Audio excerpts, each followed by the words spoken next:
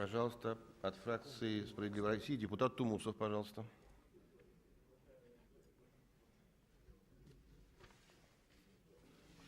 Спасибо.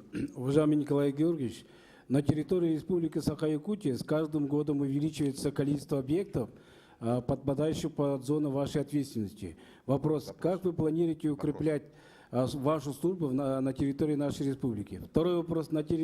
На севере Якутии, значит, планируется создание 2 атомных плавучих станций. И главная проблема – это, конечно, отходы. Где будут храниться отходы этих атомных станций? На территории Якутии или где-то в другом месте? Как они будут перерабатываться? Спасибо.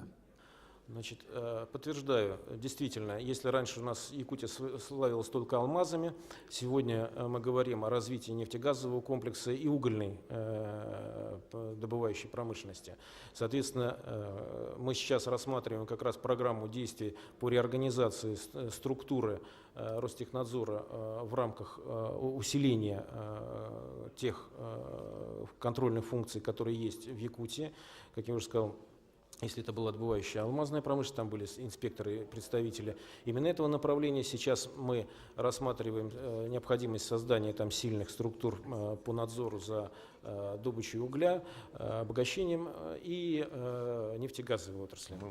Что касается плавучей станции, я еще раз отмечу, что проекты размещения атомной станции и строительства еще находятся на рассмотрении, соответственно, решения такие еще не приняты. Что касается отходов, то действительно на стационарных атомных станциях, которые расположены на территории Российской Федерации, создаются специальные хранилища АЯТ, в которых топливо, выгруженное из активной зоны, продолжает находиться под контролем и охлаждением. Что касается плавучих объектов, то в Российской Федерации не принято, чтобы данные АЯТ находились на этих объектах. Соответственно, они будут специальным образом в специальных контейнерах транспортироваться в места постоянного хранения.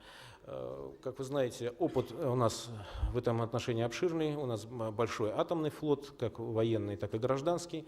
Атомные реакторы, которые используются на этих объектах, аналогичны тому проекту, который разрабатывается в недрах Росатома.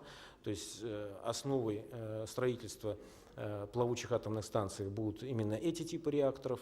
И, соответственно, все условия хранения АЯТ после выгрузки из активных зон будут аналогичными.